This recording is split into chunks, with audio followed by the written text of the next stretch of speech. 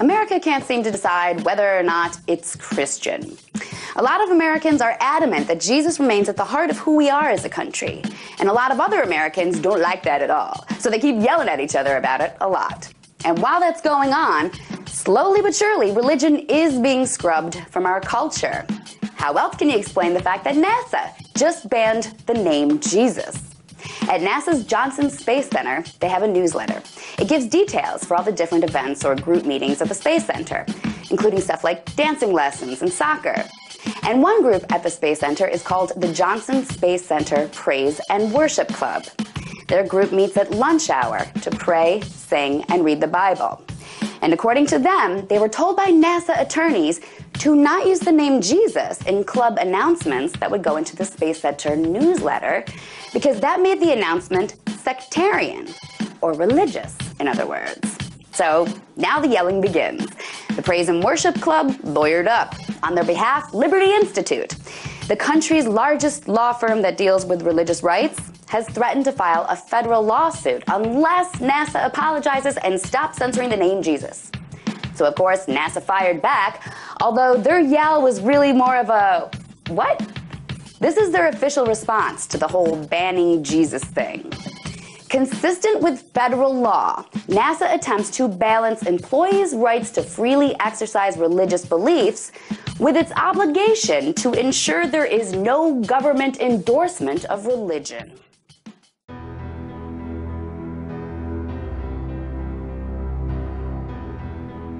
It was a busy time at Evans Pool, open for lap swim. According to Seattle Parks and Recreation, a man wearing board shorts entered the women's locker room and took off his shirt. Women alerted staff, who told the man to leave, but he said, "The law has changed and I have a right to be here." It's really bizarre. Yeah. I can't imagine why they want to do that anyway. Marianne Sato uses the locker room a few times a week and says this is a first. It also was for Seattle Parks and Rec. They say the man made no verbal or physical attempt to identify as a woman, but he still cited a new rule that allows bathroom choice based on gender identification. Either identify yourself as a transgender or you're not, and you're just taking advantage of a loophole.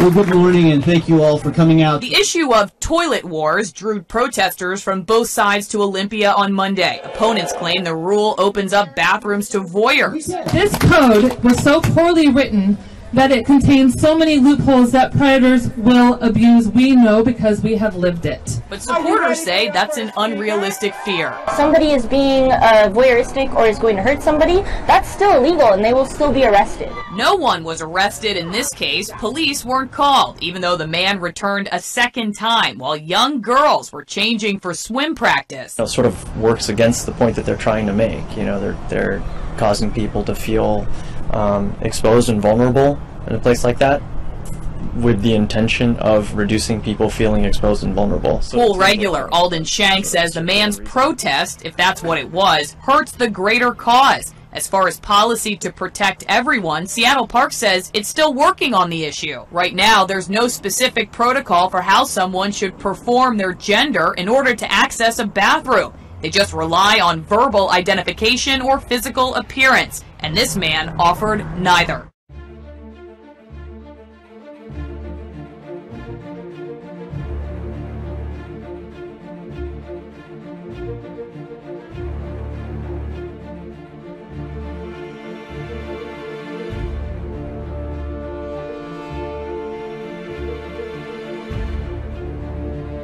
And with so much attention on Muslim migration into Europe, a new trend is sweeping Instagram. It's the hijabi, Barbie dolls in headscarves and modest dresses, though not everybody is happy about the iconic toys makeover.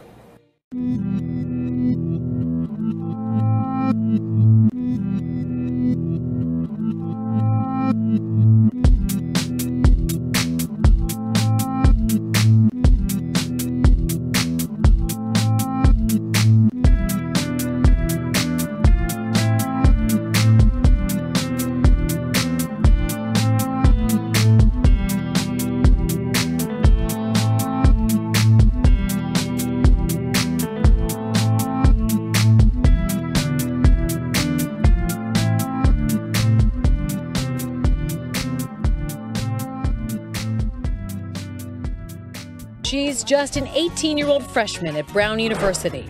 But Amara Majid is already making history. I think I'm the only freshman at Brown that wears a headscarf.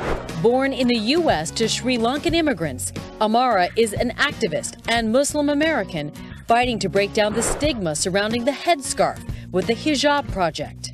You were 16 when you started the Hijab Project. Why did you start it? I wanted to encourage women and girls to try on the headscarf for a day, go public with it, and share their experiences on my site. What has surprised me most is the wide range of women that have tried it and really how far it's really taken off. What do you think the biggest misconception is about women who wear the headscarf? Probably that we lack intellect and that we are oppressed. They see me as if this wasn't my choice. They think that my parents forced it on me. To eradicate the stereotypes about Muslim girls and women and fight against Islamophobia, she even penned an open letter to Donald Trump that went viral over his controversial comments. Calling for a total and complete shutdown of Muslims entering the United States. Why did you write the letter? In this political climate, I felt like I needed a way to express kind of what I was feeling as a Muslim American and to tell Donald Trump that his comments are harmful to the Muslim community.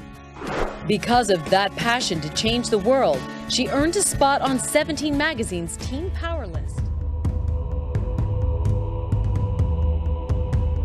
The FCC says the First Amendment and the tradition of free expression is slowly slipping away.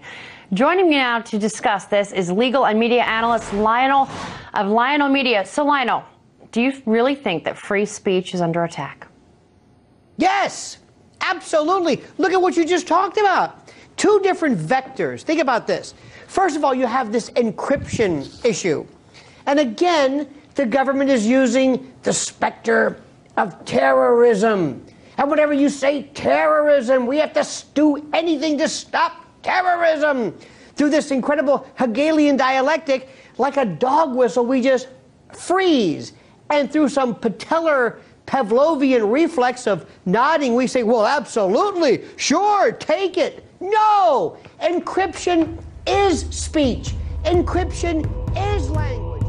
Well, the U.S. government may have another way of spying on possible suspects, or just about anyone at all for that matter, by getting information out of any device or appliance connected to the internet. Here's how it works. These days, anything from cars to televisions to household appliances like refrigerators to cell phones and more can be connected to the internet. It's called the Internet of Things. And James Clapper, the director of national intelligence, told the Senate that the government could hack into the Internet of Things and get all kinds of information. So your refrigerator could be watching you in the future. The government's plan could easily create new concerns about privacy in the digital age.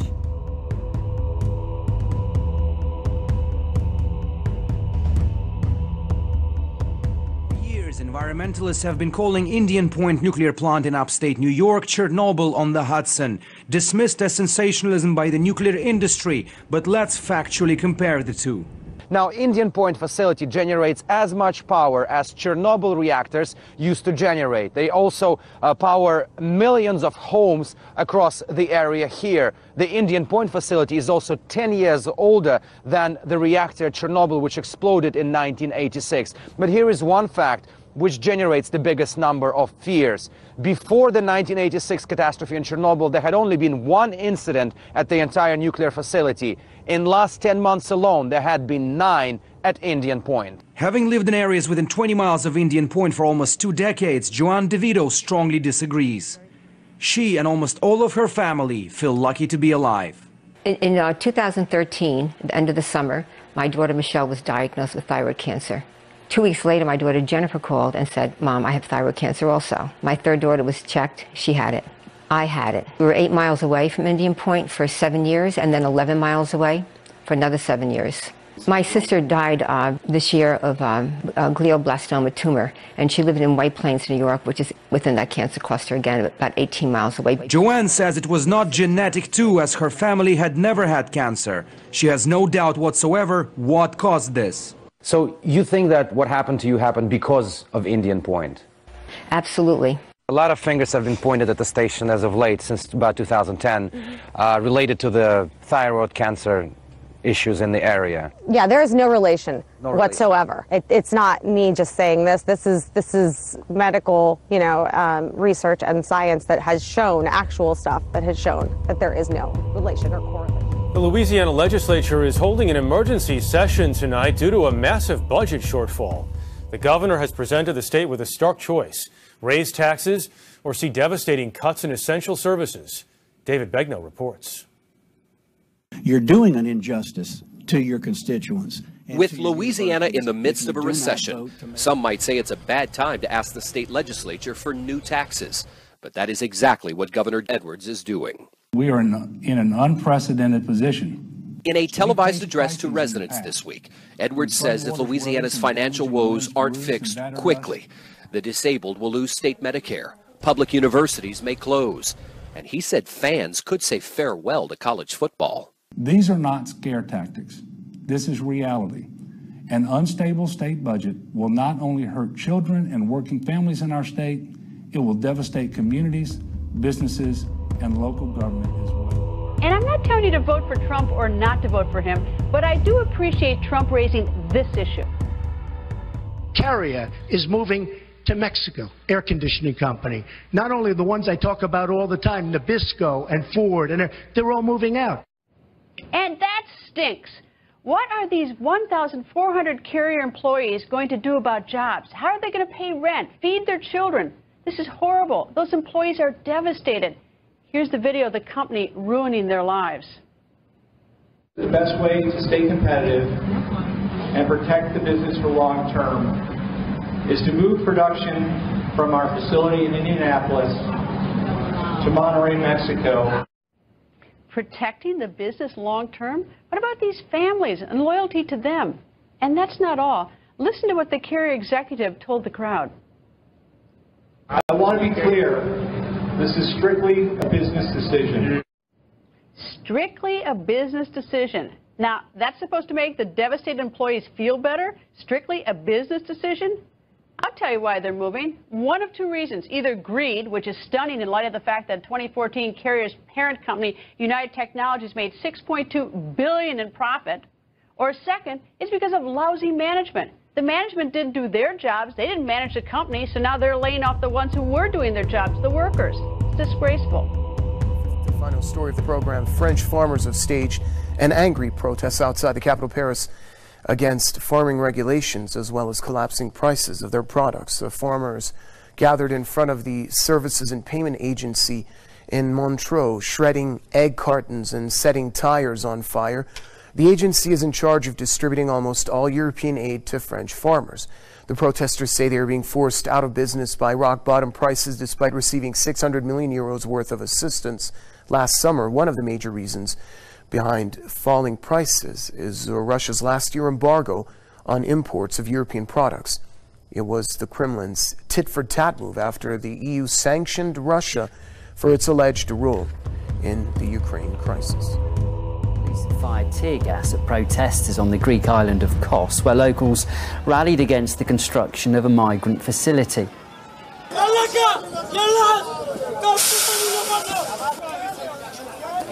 As you can see, tensions have been running high. Kos is a tourist hub that found itself on the front line of Europe's migrant crisis last year. Now locals fear the newcomers will spoil the island's tourism industry. Some 2,000 people have turned up to this protest on the island of Kos today.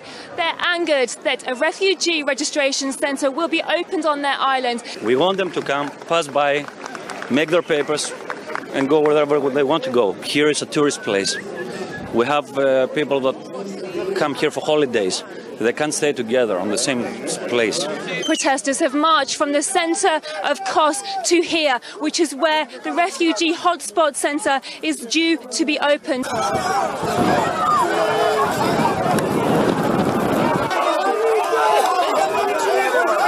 Now, the crowds of protesters have dispersed slightly after riot police fired around 6 or 7 rounds of tear gas into the crowds. The crowds, which include women, children, elderly people, and including journalists. Now, riot police, they're not holding back. As soon as any protesters start to push forward, they are retaliating even more so. Japan swung back to a record-high trade deficit as exports plunged in January.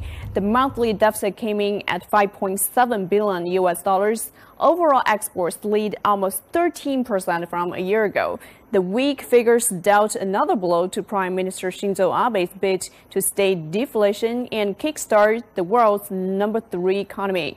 Analysts worry that Bank of Japan will launch fresh easing measures to stimulate the economy, as on Thursday policymakers implemented the controversial negative interest rate policy.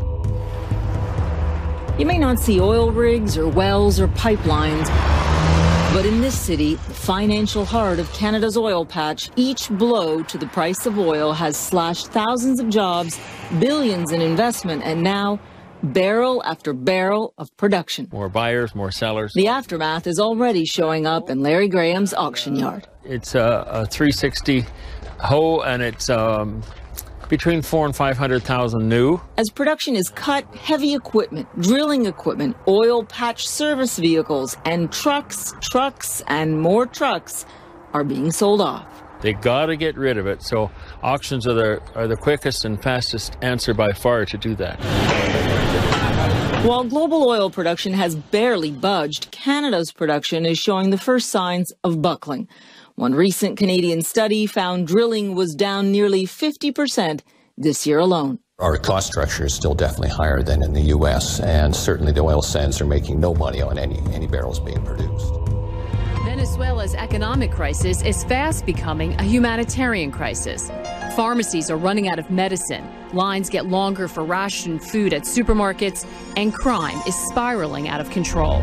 President Nicolas Maduro now admits what all Venezuelans have known for years. I have declared an economic emergency because we are in the middle of an economic emergency.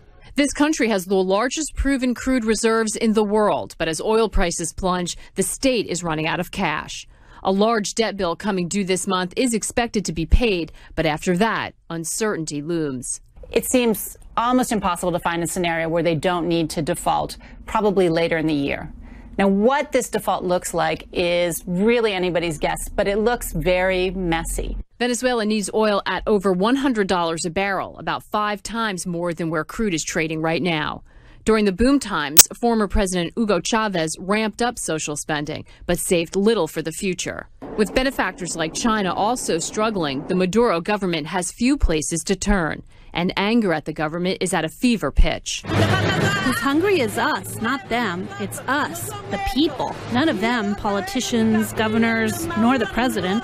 It could get worse. The IMF says inflation may hit unprecedented levels this year, more than 700%. The great fear at the moment is of social unrest. The problems of food and medical shortages are clearly eroding support for the government, even within its own base. With political opposition growing, Venezuela's oil minister wants an emergency meeting of OPEC to cut production. The future of the Maduro government could depend on it.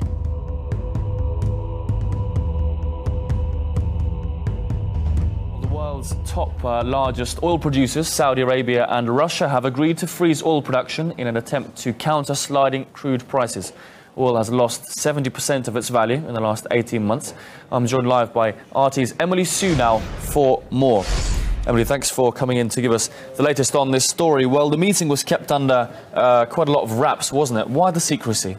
Well, actually, we saw some indication of this in the making. Venezuela, which is one of the countries that's been hardest hit by the dropping oil prices, it's been doing this world tour, visiting different oil producers, including Saudi Arabia and Russia, which is, of course, the world's 2 biggest oil producers, trying to drum up support from crude producers to help prop up oil prices. In fact, it was actually Venezuela's oil minister that he reportedly was the one who proposed this idea of, instead of cutting production, to freeze production. Now, we don't know whether if it's his proposal that led to the meeting in Doha this morning, but the fact is Russia, Saudi Arabia, Qatar, and Venezuela have now agreed to freeze output levels at January levels. Saudi Arabia has said this will still allow them to meet customer demand, and the Saudi oil minister was even quoted as saying, urging OPEC and non-OPEC members to follow suit. Iran says that it will continue increasing its crude output, despite a proposal by 4 oil-producing countries to cap production levels. Tehran's OPEC envoy Mahdi Asali says that the country will produce more oil until it reaches the levels seen before international sanctions were imposed back in 2012. Iran used to export around 2.5 million barrels of crude per day before anti-Tehran sanctions cut the output to less than its half. Asali said that the fall in oil prices should be blamed on oversupply by Saudi Arabia and others, and that it would be illogical to ask Iran to cut its production levels. His comments are in reaction to the recent proposal agreed by Saudi Arabia, Russia, Venezuela, and Qatar to restrain output to help prop up sagging prices.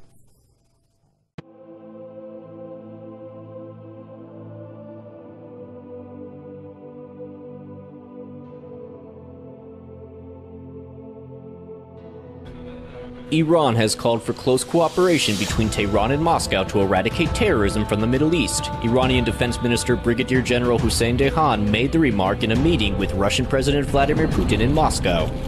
Dehan described as effective the role of President Putin in resolving various crises in the region. For his part, Putin called for the continuation of defense and security ties between the two nations. Dehan earlier met with Russian Defense Minister Sergei Shoigu. Experts say that the West's hostile policies have brought the two nations closer together. Ever since the United States and European countries decided to place sanctions on Russia after the Ukraine crisis, Russia and Iran have sort of found themselves in the same boat. So I think it represents that the ties between Russia and Iran are really going to be increasing in the near future.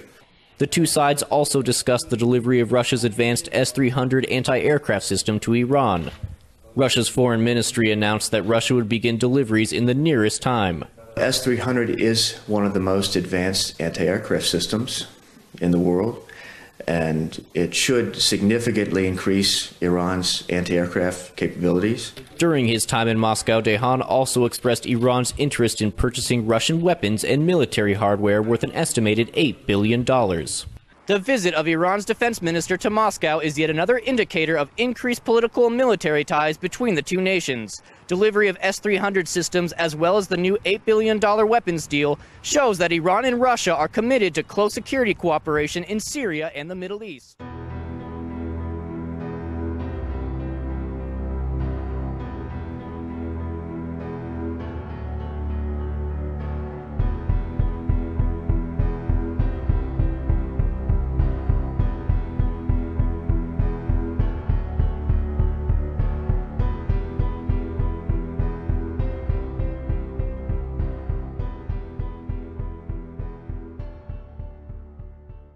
The first cargo train from China to Iran has arrived in Tehran, indicating a milestone in reviving the Asian Silk Road.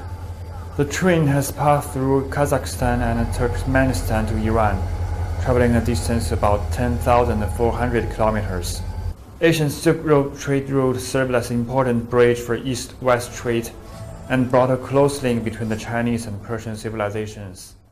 During a ceremony at Tehran's rail station attended by the ambassadors of China and Turkmenistan, the head of the Iranian railway company said the arrival of this train in fewer than 14 days is unprecedented, and the journey was 30 days shorter than the sea voyage from Shanghai to the Iranian port of Bandar Abbas. And the train will leave every month, and its frequency is expected to be increased.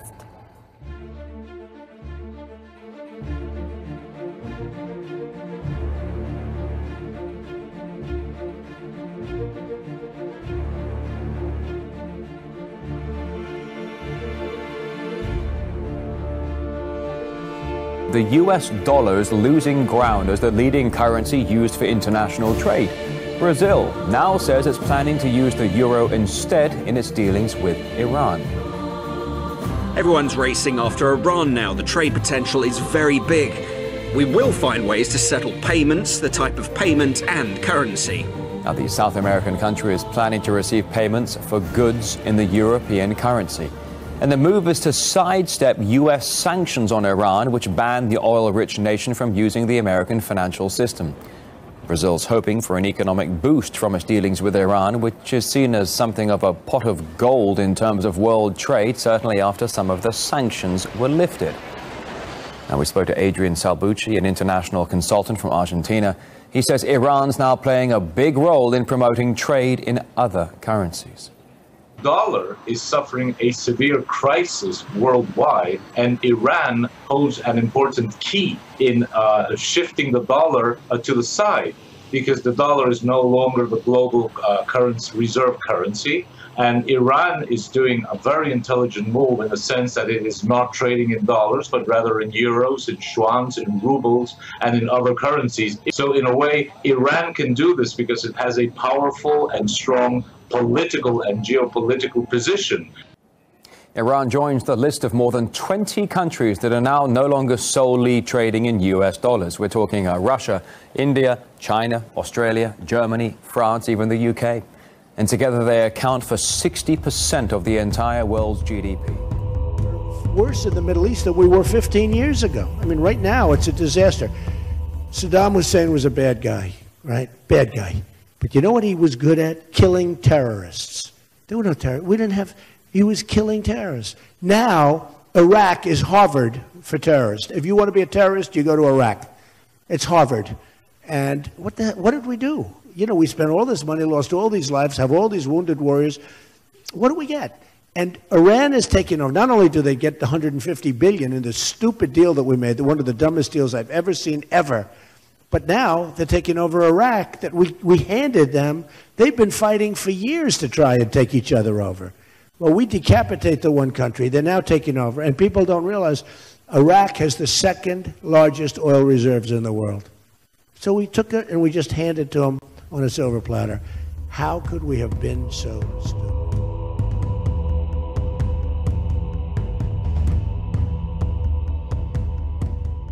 Iraqi officials are searching for what they've described as highly dangerous radioactive materials that apparently went missing last year, according to a leaked report. I spoke about this a little earlier with RT's Emily Sue. This is like a breaking story, but it's actually old news in the sense that this did happen a while ago. Actually, the material was stolen back in November, but the report confirming this was only leaked today. So what we know is Iraq is in fact searching for highly dangerous radioactive material, particularly this one called IR-192. Now, why is this worrying? Although we don't know who stole this material, but in the report, the officials did say they are very worried that ISIL stole this material. So this is essentially a first admission at a serious level that ISIL could have their hands on dangerous radioactive material.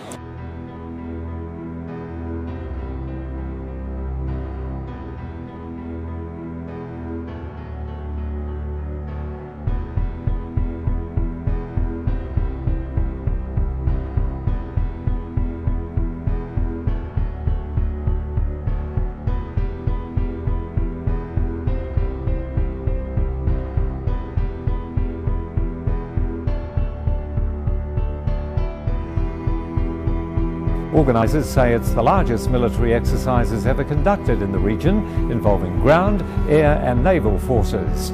Countries participating include Saudi Arabia, Pakistan, Jordan and Egypt. Many other Arabic and African countries are also involved. But Western nations, including the US, have not been invited. Saudi media has reported the exercises are aimed at sending a message that Saudi Arabia and its alliance will face all challenges together to safeguard regional peace and stability. President Obama's top diplomat is expressing official concern over the story we broke last night about China's deployment of anti-aircraft weapons on a disputed South China Sea island. A war of words between the U.S. and China after satellite images reveal China secretly placed anti-aircraft missile batteries on a contested island in the South China Sea. It's a serious concern. Secretary of State John Kerry vowed to raise the issue with Chinese leaders in the coming days. There is every evidence, every day, that there has been an increase militarization of one kind or another. The Chinese foreign minister brazenly pushed back. This is consistent with the right for self-preservation and self-protection China is entitled to under the international law. So there should be no question about that. As first reported yesterday by Fox News, these satellite images show woody islands, beaches empty on February 3rd. But days later, on the eve of President Obama's summit in Palm Springs with 10 of China's neighbors, China sent these HQ-9 missiles, which can shoot down military and civilian aircraft from 125 miles away. News of the Chinese missiles elicited this reaction from the campaign trail. The Chinese have got to knock this off. This idea of expansion or flexing their muscle is a big mistake on their part. We don't need to make them enemies, but they've got to stop this. In the past 18 months, China has constructed 3,000 acres of artificial islands atop reefs in the South China Sea. 5 years ago, it planted the Chinese flag on the ocean floor. Late last month, Kerry visited Beijing, and his Chinese counterpart pledged not to militarize the islands, also claimed by Vietnam and Taiwan. Secretary Kerry said at the time the U.S. would not take sides in territorial disputes with China's neighbors. In September, the Chinese president spoke in the Rose Garden of China's intentions in the South China Sea. China does not intend to pursue militarization. Today, the head of the U.S. Pacific Command, Admiral Harry Harris in Tokyo, questioned the Chinese president's sincerity when he promised U.S. leaders not to militarize the islands.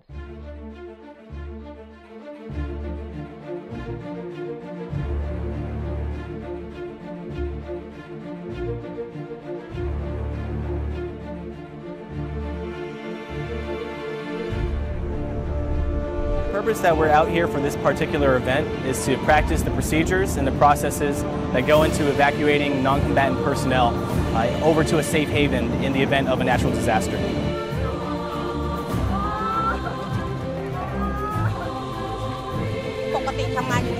I usually work in the emergency room, which involves being speedy.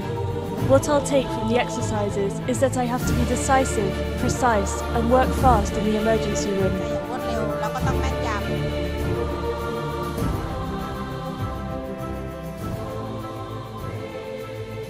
Another show of force against the DPRK. The United States has dispatched 4 nuclear-capable F-22 stealth fighters to South Korea. The jet is capable of escaping any radar detection. It can also carry nuclear missiles and bombs. The F-22 deployment comes in the wake of the DPRK's long-range rocket launch on February the 7th. This followed the 4th nuclear test by Pyongyang earlier in January, which prompted the U.S. military to send a long-range B-52 bomber over South Korea's airspace. The bomber is capable of carrying 35 conventional bombs and 12 cruise missiles. The U.S. has also recently dispatched a nuclear-powered submarine to the region. The USS North Carolina took part in joint drills with South Korea off the east coast of the country. And the USS John C. Stennis, a U.S. nuclear-powered aircraft carrier, has been sent to South Korea to take part in this year's joint annual war games in March and April. Meanwhile, 4,500 U.S. Marines based in the U.S. have left for South Korea to conduct landing drills on the east and west coast of the peninsula. This is the first time a U.S.-based Marine force has been dispatched to the country to take part in exercises. Seoul has commented on the military build-up, saying the U.S. is sending strategic assets as a warning signal against the DPRK. Civilian casualties in Afghanistan hit a record high of 11,000 people in 2015, according to the latest UN report. The organization stressed that the conflict is causing extreme harm to the local populace, with unprecedented numbers of children killed and injured. Violence has steadily increased since the withdrawal of US and NATO forces over the past number of years, despite President Obama keeping nearly 10,000 American troops in the country. America's combat mission in Afghanistan came to a responsible end. American forces no longer patrol Afghan villages or valleys. Our troops are not engaged in major ground combat against the Taliban. Those missions now belong to Afghans, who are fully responsible for securing their country.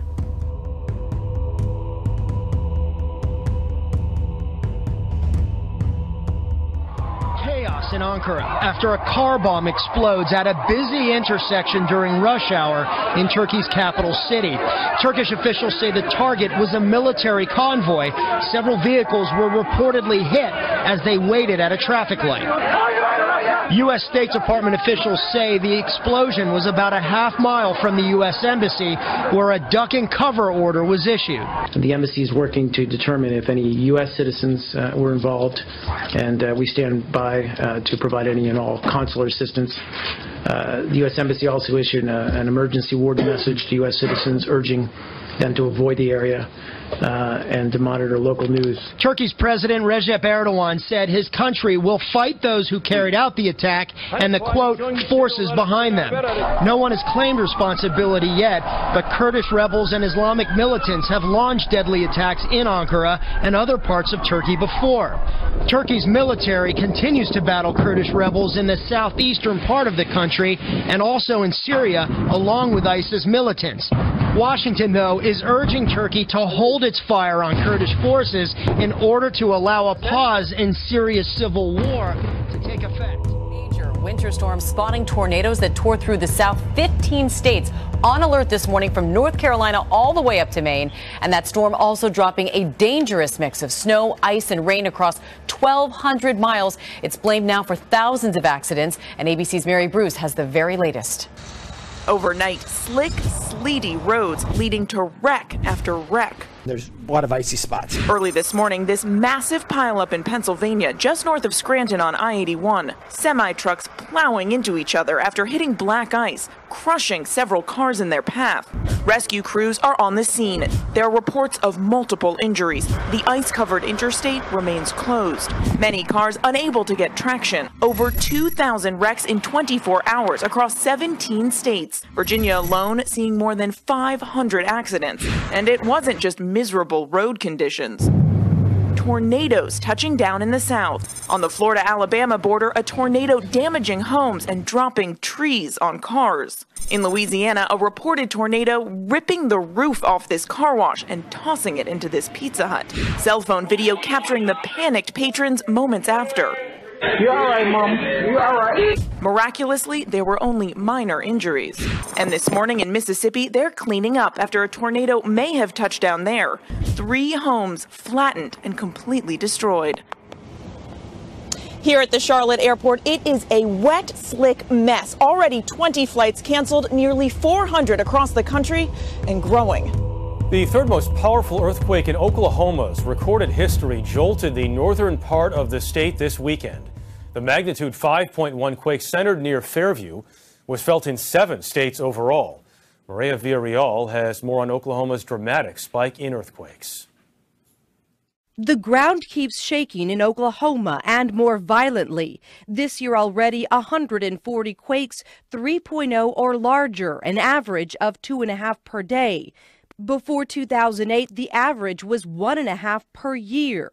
The small town of Fairview is quickly gaining a big reputation for large quakes. It was the epicenter of yesterday's 5.1 and just last month a 4.8. It just kind of rattled and got stronger and got stronger. Geologist Todd Hallahan teaches at Oklahoma State and believes water disposal wells used after hydraulic fracturing is linked to the quake increase. Unfortunately, we have a side effect that we're generating seismicity due to the injection wells. These are pretty startling when you feel them. There's now a lot of people experiencing them on a pretty broad scale. Well, there has been precious little water in southern and eastern Africa where El Nino is scorching the earth. The UN says as many as 1 million children are at risk of starvation. Many are in the tiny nation of Lesotho, and we sent Deborah Pata there. Dawn breaks over Hakabele. Villagers hope for rain, but it promises to be another scorching day. 70-year-old Malepota Makara wakes her 5 grandchildren, most of them orphaned by AIDS. It doesn't take long to get the 3 eldest ready for school. That's because there is nothing to eat. Like everyone else in the village, Makara's crops have failed. It is painful, says 9-year-old Diti Pizzo, to go to school without food. Bye-bye. This drought, his grandmother explains, is more severe than I have ever seen. Makara knows instinctively what experts have confirmed. This is the strongest El Niño on record in southern Africa, delaying the rains and putting 14 million people at risk of starvation. A pitiful burst of rain in recent days has coaxed out some greenery. It's a cruel illusion, as it's come too late. This should be Lesotho's rainy season. Normally I wouldn't be able to stand here because I'd be waist high in water. Instead, this riverbed is bone dry. The World Health Organization says 34 countries have now reported cases of the Zika virus, mostly in the Americas and Caribbean. A senior official of the organization said 7 countries have also reported an increase in cases of microcephaly. The World Health Organization has launched a global strategy to guide the international response to the spread of the virus. The strategy focuses on mobilizing resources, providing medical care, and developing vaccines. $56 million is reportedly required to implement the strategy.